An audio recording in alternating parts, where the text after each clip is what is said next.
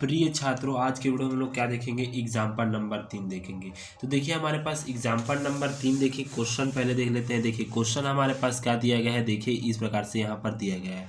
ठीक, तो देखिए एक कण, ठीक एक एम संहिता का, ठीक एक एम सहित का कण, ठीक सहित का कण गुरुत्वीय आकर्षण के अंतर्गत ऊर्ध्वाधर, ठीक ऊर्ध्वाधर ऐसे माध्यम में गिर रहा है जिसका प्रतिरोधी उसके वेग का म्यू गुना है। ठीक, यदि कण को स्वतंत्र रूप से, ठीक स्वतंत्र रूप से विश्राम अवस्था में छोड़ दिया जाए तो सिद्ध कीजिए कि x is equal to g m square बटे में म्यू का स्क्वायर, ठीक कोष्टक म्यू टी अपान में एम प्लस का आता है ई के घात ई माइनस, ठीक minus mu t into m minus 1 हो। ठीक, इस प्रकार से हमें सिद्ध करना है।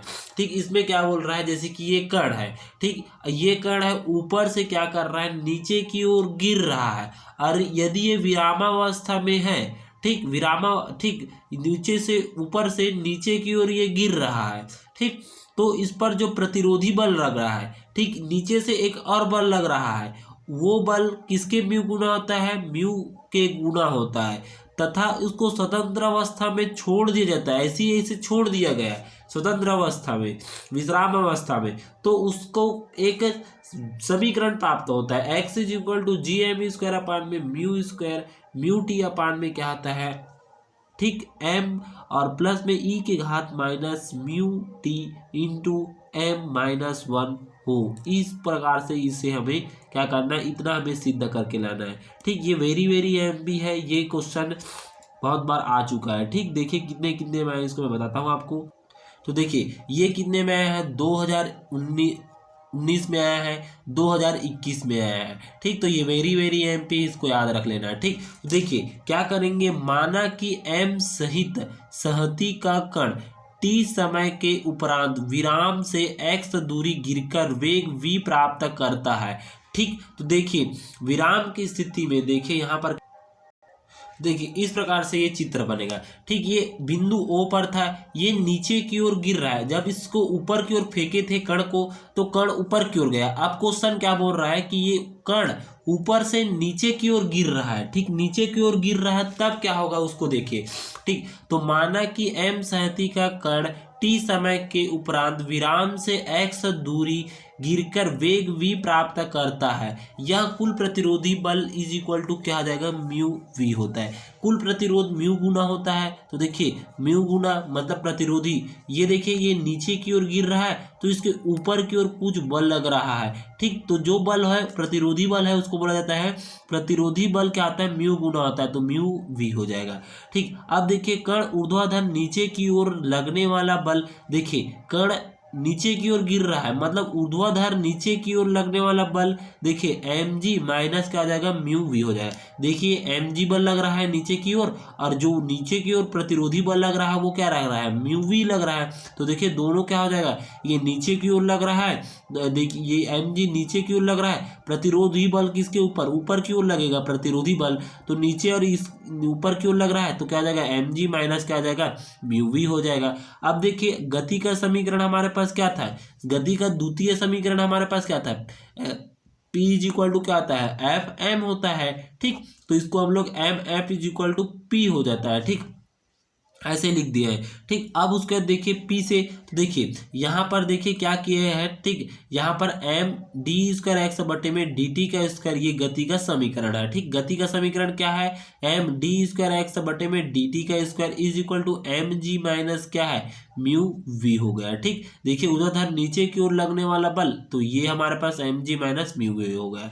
ठीक, अब उसके देखिए इसको मैं क्या लिख सकता हूँ, इसको मैं क्या लिख सकता हूँ, देखिए यहाँ पर क्या लिख सकता हूँ, इसको मैं क्या लिख सकता हूँ, डी वी अपान में डी एक्स, ऐसे लिख सकता हूँ डी अपान में डी और यहाँ पर टी, और इसको डी एक्स अपान में डी टी लिख सकता हूँ ऐसे। तो इस इतने का मान हमारे पास क्या आता है, वी के बराबर होता है ये। ठीक, तो डी अपान में डी टी और यहाँ पर वी, तो इस प्रकार से मैंने यहाँ पर लिख दिया। ठीक, यहाँ पर एम जी, यहाँ पर माइनस क्या है, म्यू वी हो गया। ठीक, अब उसके बाद देखिए क्या किया गया है, यहाँ पर एम को इस तरफ पक्ष अंदर कर दिया गया है। देखिए एम को इस तरफ पक्ष अंदर करेंगे तो इसके नीचे में क्या है, एम है, यहाँ पर भी एम आएगा और यहाँ पर भी एम आएगा। तो देखिए एम से एम कटेगा तो क्या बचेगा, यहाँ पर जी बचेगा, यहाँ पर एम नहीं कटेगा तो क्या बचेगा, म्यू अपान में एम वी बचेगा।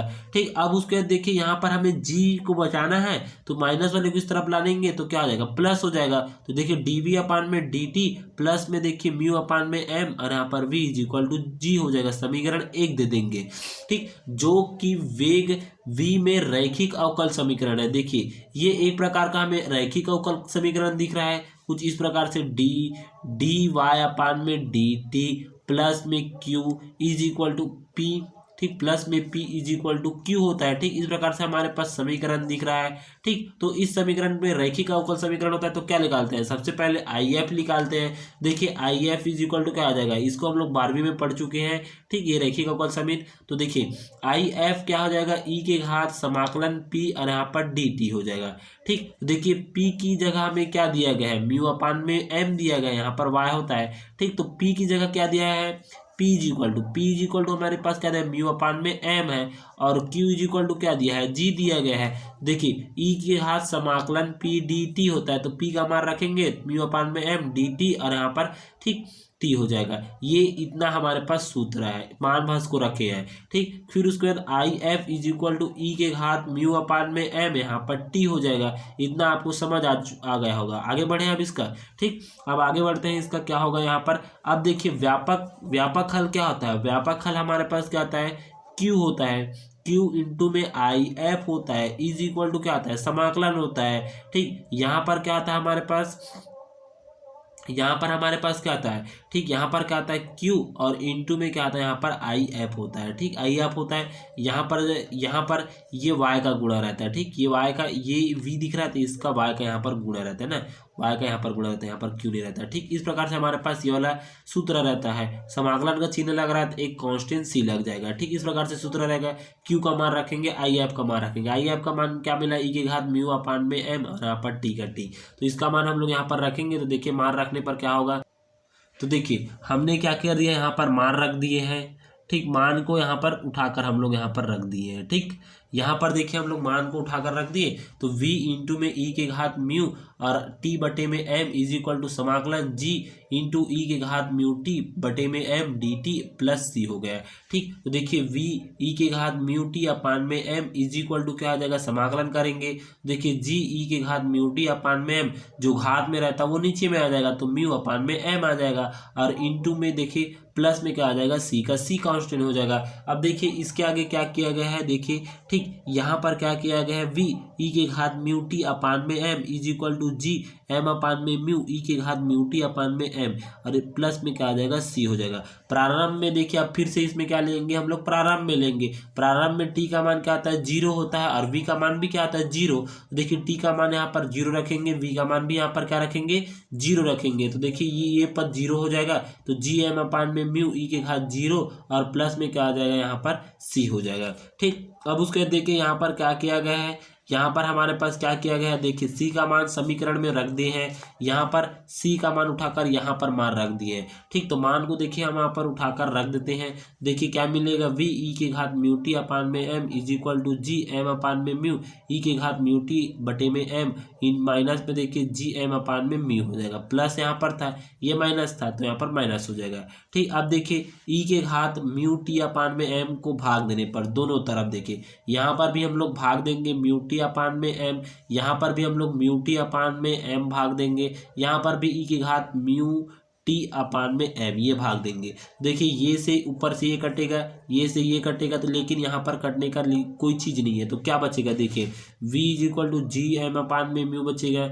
और माइनस में देखिए यहाँ पर क्या बचेगा, जी एम अपान में म्यू बचेगा और ई के घात माइनस m म्यू टी बटे में m बचेगा और यहाँ पर क्या बचा है, v बचा है। ठीक, अब देखिए जी एम बटे में म्यू कॉमन दिख रहा है, कॉमन निकाल दीजिए, 1 माइनस ई के घात minus mu t upon m m बचा है। ठीक, अब उसके बाद देखिए यहाँ पर क्या किया गया है, v को हम लोग फिर से क्या लिख सकते हैं, डी एक्स अपान में डी टी लिख सकते हैं, is equal to g m upon में म्यू 1 माइनस ई के घात माइनस म्यू टी अपान में एम लिख दीजिए। ठीक, सेम अब दो देखिए टी वाले को टी तरफ ले दीजिए, डी एक्स वाले को डी एक्स की तरफ, तो टी को टी की तरफ पक्ष अंदर कर दिए। देखिए समाकलन d x is equal to समाकलन डी एम अपान में म्यू 1 माइनस ई के घात माइनस म्यू टी अपान में एम डी टी हो जाएगा। इस प्रकार से यहाँ पर समाकलन कर दिए। ठीक, अब देखिए समाकलन किए तो यहाँ पर एक्स के सापेक्ष हो रहा है तो एक्स बचेगा, इज इक्वल टू देखिए यहाँ पर डायरेक्ट इसका सूत्र लिख दीजिए, क्या हो जाएगा, 1 के सापेक्ष होगा, डी टी का 1 के सापेक्ष होगा तो टी हो जाएगा, और इसका देखिए इसके सापेक्ष होगा तो ई के घात माइनस म्यू टी अपान में एम, और गुणा में होता वो कहा जाएगा तो नीचे आ जाता है तो माइनस म्यू अपान में एम आ जाएगा, और प्लस देखिए C1 हो गया। ठीक, अब उसका देखिए इसके आगे क्या होगा यहाँ पर तो देखिए इस प्रकार से हमारे पास मान आ जाएगा x is equal to g m upon में mu t plus m m upon में म्यू ई के घात माइनस म्यू टी अपान में एम प्लस C1 हो जाएगा। अब देखिए प्रारंभ में हम लोग क्या करते हैं, t का मान क्या रखेंगे, 0 लेंगे, और x का मान भी हमारे पास 0 हो जाएगा। देखिए x की जगह 0 रख देंगे, t की जगह 0 रख देंगे, तो क्या बचेगा, देखिए t की जगह 0 और v x की जगह 0, जी एम अपान में म्यू प्लस यहाँ पर क्या जाएगा एम अपान में म्यू ई के घात 0 और यहाँ पर प्लस C1। ई के घात 0 का मान क्या आता है, 1 होता है, तो यहाँ पर देखिए क्या बचेगा, 0 is equal to C1 plus g m square बटे में क्या बचेगा, म्यू का स्क्वायर हो गया, इसको जब अंदर गुणा करेंगे तो। अब उसका देखिए C1 का क्या मान मिलेगा, minus g m square upon में म्यू का स्क्वायर हो जाएगा। अब देखिए C1 का मान इस समीकरण में फिर से हम लोग मान रख देते हैं, तो इतना को उठाकर मान यहाँ पर रख देते हैं, तो देखिए इसका मान हम लोग यहाँ पर उठाकर रख दिए। देखिए C1 का मान रखने पर x is equal to g m upon में म्यू और यहाँ पर टी प्लस एम अपान में म्यू ई के घात माइनस म्यू टी अपान में एम, माइनस में देखिए प्लस था वो, अब यहाँ पर माइनस है तो माइनस हो जाएगा, जी एम स्क्वायर अपान में म्यू हो जाएगा। ठीक, अब उसके बाद देखिए यहाँ पर क्या किया गया है, इसको एक्स इज इक्वल टू क्या जाएगा, जी एम स्क्वायर अपान में म्यू का स्क्वायर म्यू टी अपान में एम हो जाएगा प्लस ई के घात माइनस म्यू टी अपान में एम माइनस 1 हो जाएगा। ठीक, इस प्रकार से यहाँ पर आपको सिद्ध करके आ जाएगा। ठीक, देखिए यहाँ से देखिए जी एम म्यू अपान में म्यू का स्क्वायर, और यहाँ पर भी देखिए ये दिख रहा है, दोनों को कॉमन निकाल दिए तो इतना हमारे पास मान निकल गया। ठीक, इस प्रकार से आपको यहाँ तक बनाना है। ठीक, इस प्रकार से हमारे पास प्रूव्ड हो गया, आंसर यहाँ पर आना है। ठीक, तो देखिए यहाँ पर जो हमने सिद्ध करने के लिए बोला था, देखिए ये वाला सिद्ध करके लिए बोला था, x is equal to g m square upon में म्यू का स्क्वायर और म्यू टी अपान में एम और प्लस ई की घात minus mu t into m और माइनस में 1, तो यही वाला हमारे पास सिद्ध होकर आ गया। ठीक, तो यहाँ तक आपको बनाना है। ठीक, धन्यवाद। आगे की वीडियो में हम लोग क्या देखेंगे, ऊपर की ओर ऊर्ध्वाधर गति की रेखा में का प्रमेय देखेंगे। ठीक, ऊपर की ओर अगर गति करता है तब देखेंगे। ठीक।